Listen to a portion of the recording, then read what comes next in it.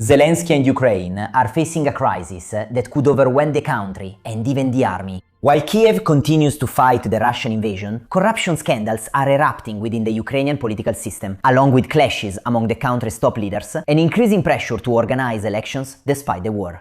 The call for elections is also coming from former Defense Minister Fedorov, who was one of Zelensky's main allies, but after being dismissed, he began to speak about a systemic government crisis.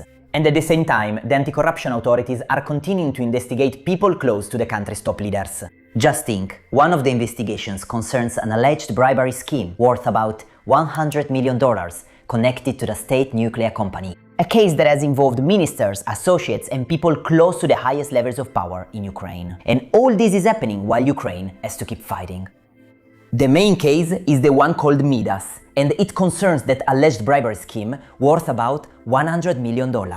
According to prosecutors, some companies were allegedly forced to pay bribes in order to complete infrastructure projects, including work intended, just think, to protect energy facilities from Russian attacks. And in February 2026, the anti-corruption authorities also accused the former Minister of Energy, German Galushenko, of having helped launder part of this money, claiming that more than $7 million were transferred to foreign accounts, listing his wife and his 4 children as beneficiaries. However, the former minister has denied any wrongdoing. Anyway, according to investigators, the alleged scheme was organized by Timur Mindic, a former business associate of Zelensky and founder of the television studio behind the TV series that made the current president famous before he entered politics. However, Mindic fled abroad before he could be arrested in 2025, denying any responsibility. The investigation then also involved other figures and contributed to the resignation of the then head of the presidential office, Andriy Yermak. However, it should be noted that Zelensky was not accused in these investigations. And he himself also said that, according to anti-corruption agencies, he was not involved in the case. However, the political problem remains, because Zelensky was elected in 2019, also promising to fight corruption.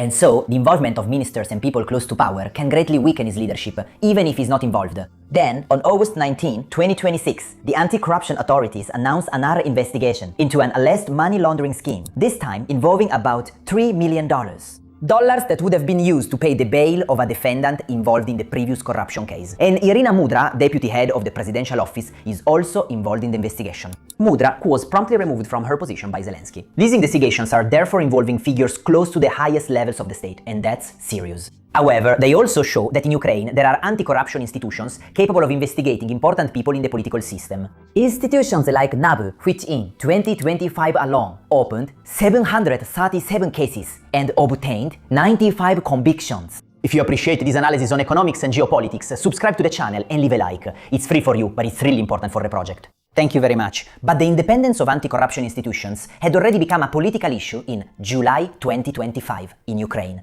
when the parliament passed a law that greatly reduced the autonomy of NABU and SAPO, putting their work under the authority of the prosecutor general. A figure appointed by the president with the approval of parliament, and therefore considered too exposed to political influence. In fact, even according to the European Union, those changes would have weakened the Ukrainian anti-corruption system. The fact is that this move sparked protests in the country, in addition to strong criticism from Western partners as well. So much so that Ursula von der Leyen publicly asked Zelensky to preserve the independence of these institutions. They are fundamental for the rule of law and therefore also for Ukraine's European path. Zelensky then changed his position and presented a new proposal to restore the independence of the agencies, which was then actually re-established. That episode is important because it shows that the current crisis does not stem only from the scandals of 2026. But it also tells us that there are checks and balances in Ukraine, and the fact that these cases of corruption come to light and are prosecuted is actually a positive sign, especially when compared to an authoritarian system like the Russian one, where control over the government's actions is basically non-existent. But how did we get to the point of calling for elections during wartime? In July 2026, Zelensky fired the Minister of Defense, Fedorov, just 6 months after his appointment, opening up a conflict regarding the management of the war. In fact, Fedorov had worked with Zelensky since the beginning of his political career, and he was the last remaining member of the first government from 2019. And before becoming Minister of Defense, he led the Ministry of Digital Transformation for 6 years, building much of his reputation there. Thanks especially to technological innovation and the use of drones. Once he arrived at the Defense Ministry, he promised the deep reorganization of the ministry and a strategy based on a war of attrition and technological superiority.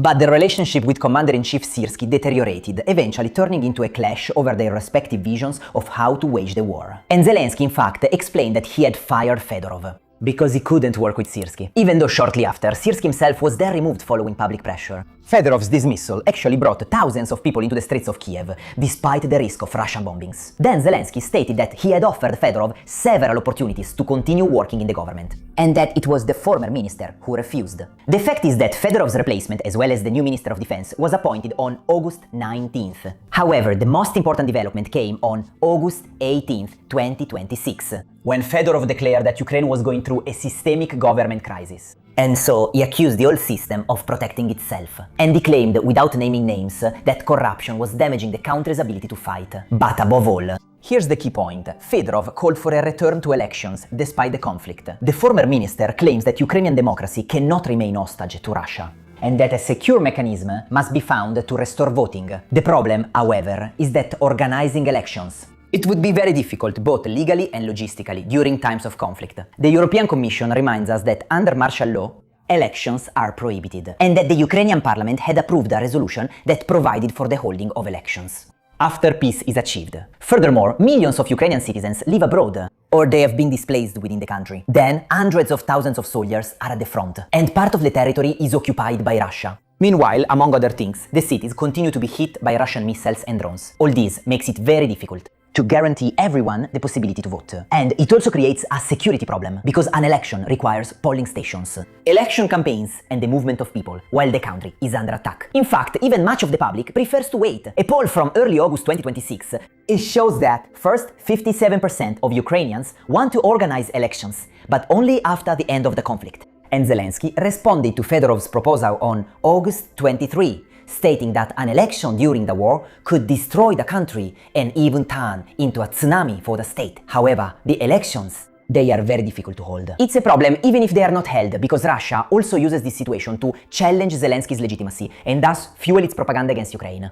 Besides the fact that Zelensky's own political opponents in Ukraine could put their electoral interests ahead of the country's interests, and thus exploit the issue of the elections to weaken the president's leadership. However, this leadership is vital in a wartime context. For now though, Zelensky's approval seems good, and as of August 2026, it's around 60%. Also, some of Fedorov's supporters did not back his call for elections, and Western support continues as well. On August 24, 2026, during the celebrations for Independence Day, which also happened to mark 4.5 years since the start of the conflict, the British Prime Minister, Andy Burnham, and the President of the European Council, Antonio Costa, were in Kiev, together with Zelensky. Meanwhile, Europe will send to Ukraine another 6.1 billion euros. However, Moscow can still take advantage of every new scandal to Ukraine that Kiev is corrupt, and the failure to hold elections fuels its narrative. All of these can have a significant impact, even on Western public opinion, which has already been targeted for years by pro-Russian propaganda, and is sensitive to parties opposed to aid for Ukraine. But how important is Western aid for Kyiv? A lot, and actually even more is needed. In fact, Zelensky has stated that in August 2026, the military effort was facing a defense funding gap of $27 billion. Kiev continues to depend heavily on its allies for several crucial military systems, especially in air defense. In fact, Zelensky stated that Ukraine received 675 Patriot interceptors in 2023, which dropped to 364 in 2025.